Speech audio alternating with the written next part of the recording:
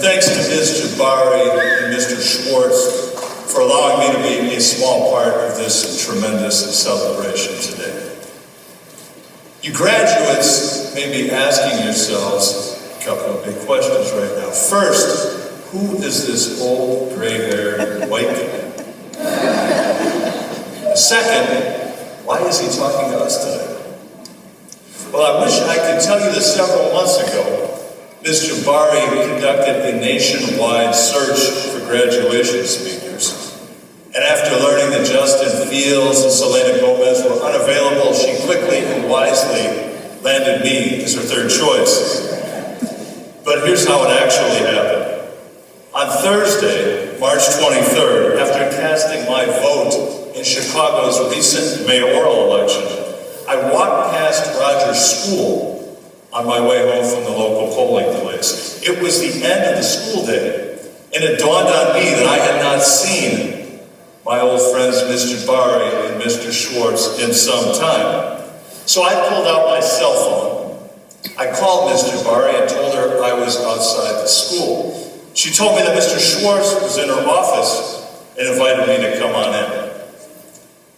I was wearing sweatpants, sweatshirt, my running shoes, but your principal still gave me a big hug. And Mr. Schwartz, well, he dapped me up because that's just what we old guys do. And the three of us sat in the same office and we did what old friends do.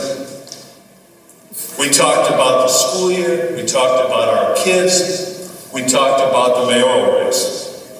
And at some point in our conversation that afternoon, Ms. Jabari said to me, "Matt, what are you doing on Friday, June 2nd?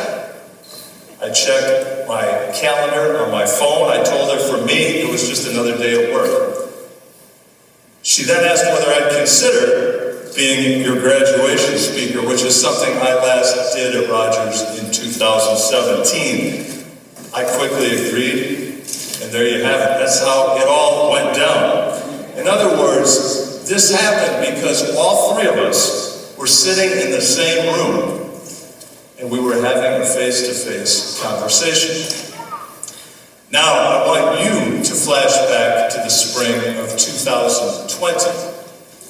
You were finishing 5th grade, and my youngest daughter, a CPS student at the time, was wrapping up her senior year of high school.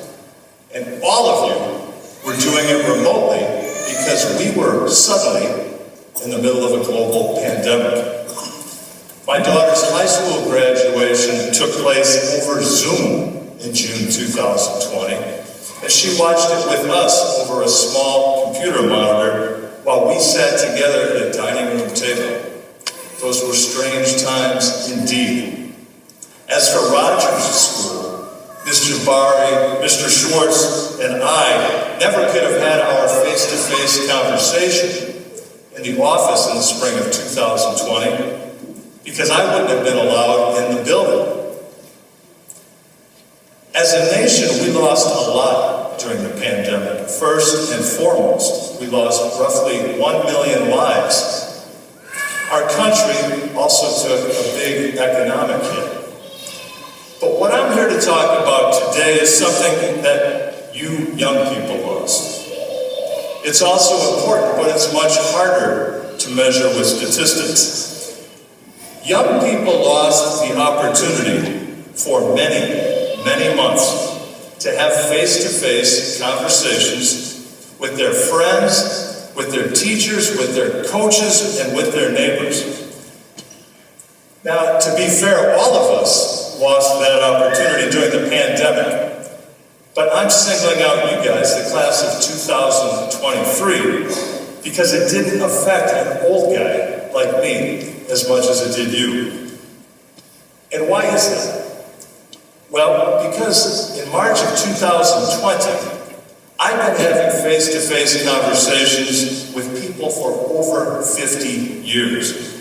So a little break in the action wasn't going to hurt me a great deal. I already knew the importance of effective face-to-face communication. I was already comfortable in my own skin. I was already a careful listener. And I already knew how to ask questions. But when you're a fifth grader, you're still figuring this stuff out.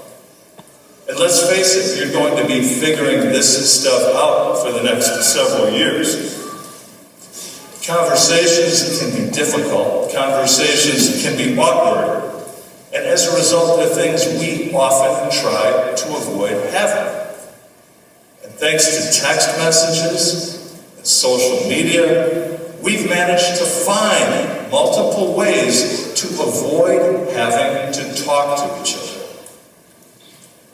But let's get one thing straight. I'm not here as the old guy came to bash technology.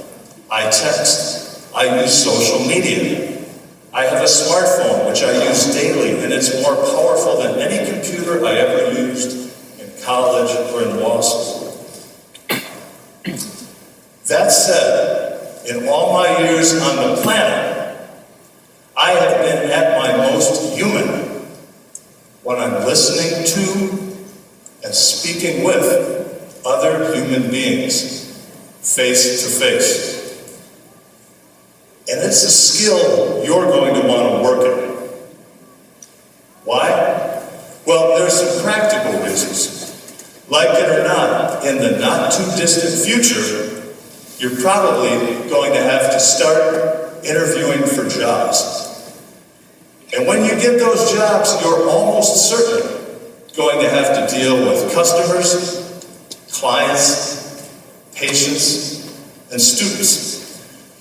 Now, as a young man, I worked for 12 years as a golf caddy, carrying golf bags for rich people at a country club.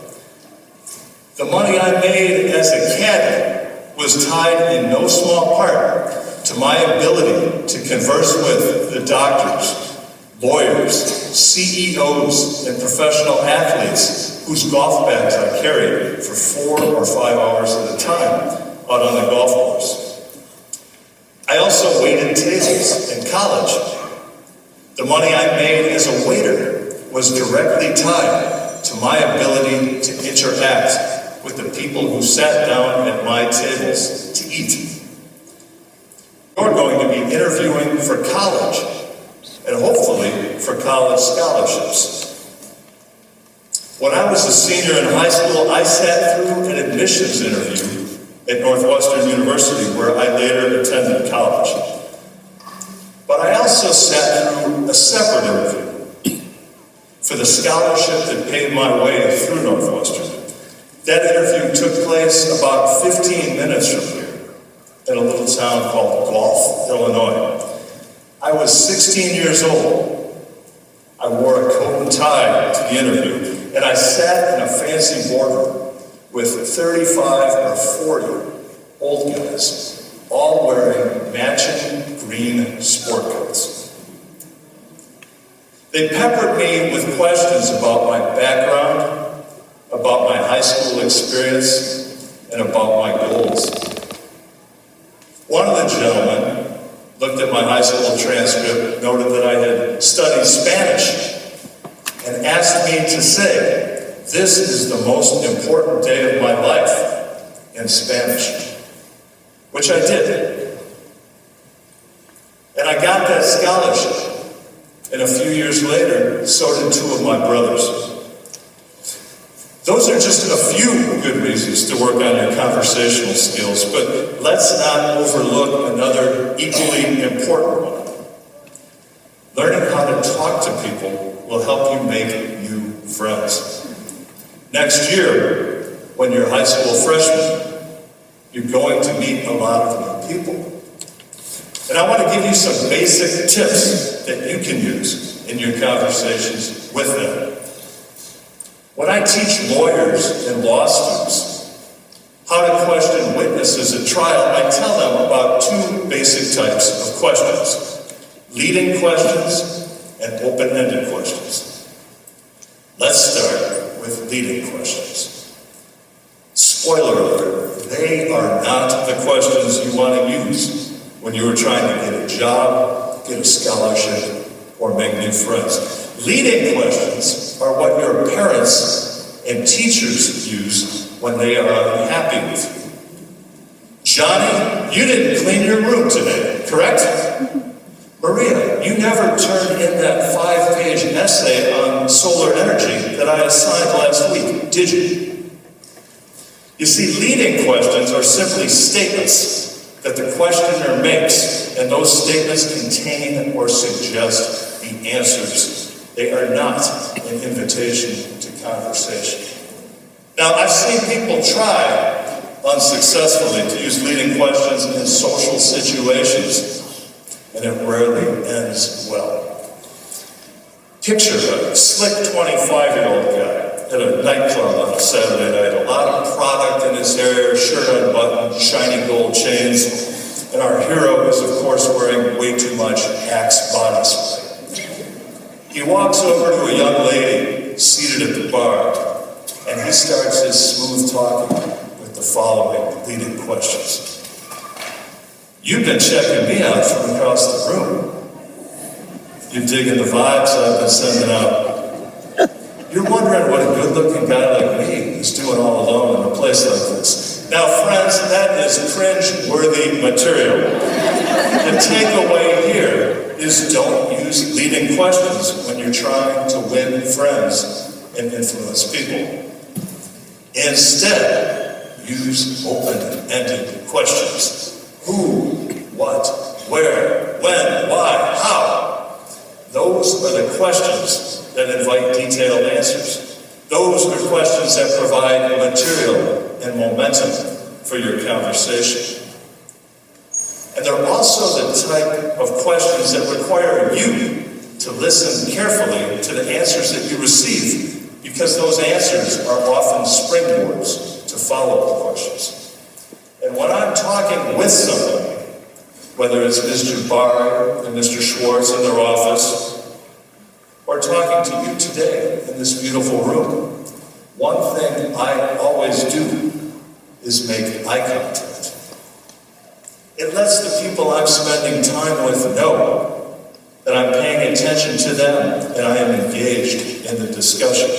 What I don't do is pull out my phone and start texting somebody else during that conversation. I invite you to experiment with some of these tools over the summer. You'd be amazed at what you can learn simply by talking to older neighbors, to your aunts or your uncles. Ask them open-ended questions about where they grew up, where they went to school, what hobbies they had when they were your age. Listen to their answers. Look them in the eyes when you talk with them. And be prepared to answer when they ask you similar questions, because they will. That's how conversations work. Conversations can lead to friendships. Conversations can also lead to jobs, scholarships, and involvement in new activities. Conversations simply make our lives more interesting. I remember a lot of conversations that I have had over the years with family and friends, including with some folks who have since passed away. But one thing is for certain, I have never said to myself, remember that great text exchange I had with my friend last summer? I sent him that picture from the museum, and he wrote back in all caps, OMG, with 3 exclamation marks and 2 fire emojis, and I responded with an all caps LOL and 2 prayer hand emojis.